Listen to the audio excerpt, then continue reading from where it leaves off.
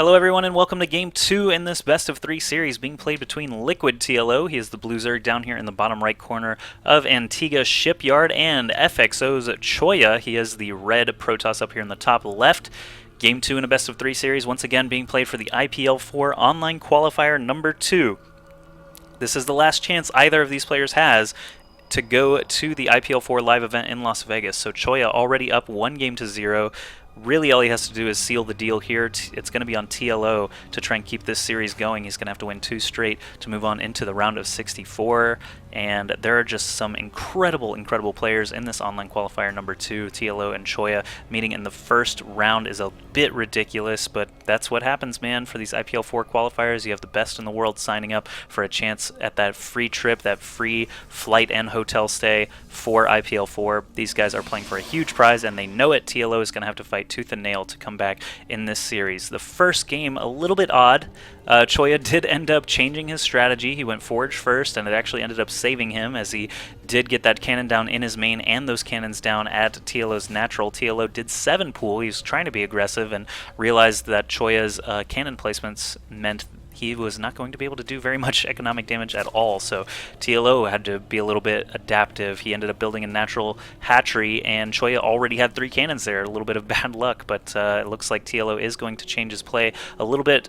For Game 2, he's going to go ahead and send that drone out to his natural and build a hatchery, while Choya actually sticking to his original plan almost. It looks like he's dropping his pylon down on the low ground. Forge could be the next thing he builds here. He's got actually a ton of minerals, so Forge not likely is going to go for that Nexus probably once he reaches 400 minerals. So let's see. Yeah, he does go ahead and pull that probe over a little bit late, but that's okay. He's going to get that Nexus built and now probably build a second pylon somewhere, maybe even an assimilator next, or maybe he's just going to save up for that Forge. Alright, so let's see if he drops it. What's he going to do? There's the Forge. Alright, so he's got plenty of minerals left for an assimilator, for a pylon, whatever he wants to do next, and he is going to send that probe on down to the bottom right corner of the map. This is cross positions only. This version of Antigua Shipyard is called IPL Map Antigua Shipyard. We have IPL Map everything else in this tournament. Atlantis, Spaceship, Darkness Falls, Sandstorm Mist, AE are the 3 new maps that we've created just for IPL, and actually they were fan submitted in a contest in 2011, very end of 2011. We had a map making tournament and ended up adding 3 of those maps. We only originally planned to add 2, but we liked 3 of them so much. We worked with the map makers to make them just the way we want them, and we are very happy with the results. But Antigua Shipyard is actually one of Blizzard's creations, so kudos to Blizzard for making a map that isn't completely horrible, so good job. Antigua Shipyard made it into the map pool for IPL season here. I'm just going to call it the IPL season. We have the same map pool for Fight Club and Team Arena Challenge and these IPL4 online qualifiers, so we expect to see these same maps again at the live event at IPL4. TLO did get scouted out. Choya, saw some stuff. He saw this natural hatchery, saw the spawning pool, saw the extractor, basically saw everything in the world there is to see from TLO's point of view. Spawning pool already researching Zergling speed. He is going to actually pull all of his drones off of gas and start to make some Zerglings now. Let's go back to the production tab. Actually, no, he's just going to stick to drones. How many Zerglings did he end up making? Just 2, it looks like. He's going to go ahead and send them all the way up to Choya's base, but Choya's already got that first cannon placed, so these Lings might be able to get some bites off on these probes, but Choya will just have to move them around a little bit to keep them safe.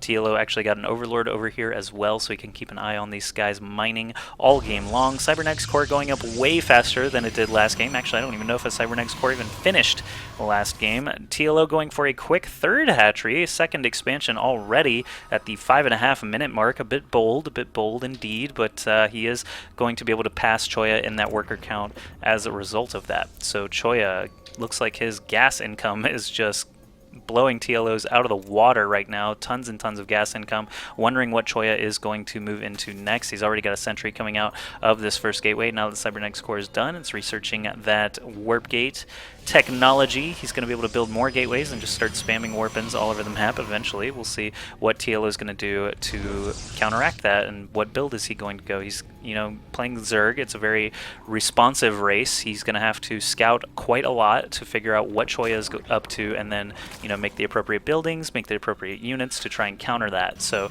Choya has a little bit of a power position here. It looks like his tech is reaching up pretty quickly. He's got a robotics facility on the way, and TLO does not know about it. Actually, it looks like he misrallied a little bit. Why else would he send 2 drones all the way up here? Have to imagine that was a misrally. He's going to have to actually lose mining time with those 2 drones for quite a while as they trudge all the way back across the map, probably back over to this 3rd base. He does have a queen up already. Larva inject going down pretty quickly there. Everything seems to be going smoothly economically for TLO, aside from having those 2 drones across the map. Choya now poking out a little bit with his first stalker, saying, "Get out of here, Zerglings," and building more assimilators so that that robotics facility is done. I'm curious if a warp prism is going to be made. Actually, it looks like an immortal is going to be coming out of there first. 3 more gateways have been dropped on the ground there, so that's going to put him all the way up to 4. He's getting +1 weapons very quickly. Has TLO gotten an evolution chamber? It doesn't look like it. Instead, he is going to go for a Baneling Nest and that lair tech pretty quickly. Now that he's got his gas up and running and rivaling Choya's gas income there. That final extractor just finished. Now we have 2 more empty ones over at the 3rd base. So TLO is going to be ready to rock here soon. Some Zerglings have run up here. Looks like they did take out a Stalker, but if we look at units lost, TLO killed 2 probes, but Choya killed 9 Zerglings in total. So sort of an even trade so far. If you look at resources there, actually, Choya did come out on the losing end, just barely. Spire going up for TLO. 4 more gateways. Wow, okay, so Choya is going 7 gateways and a robotics facility off of just 2 bases. This is actually kind of insane. He's building 2 immortals pretty quickly here. Oh, and actually queued up a warp prism, so I was right. Haha! He is going to actually try and abuse that mobility of the warp prism on this map, and this is a great one to do it on. You can set your warp prism here in the smoke if there's no overlord placement, like TLO doesn't have any overlords there, so this could actually be pretty mean if he sets up that warp prism over there. The 3rd base warp prism over here can be very, very difficult to deal with while these rocks are still standing, while this destructible debris is still here.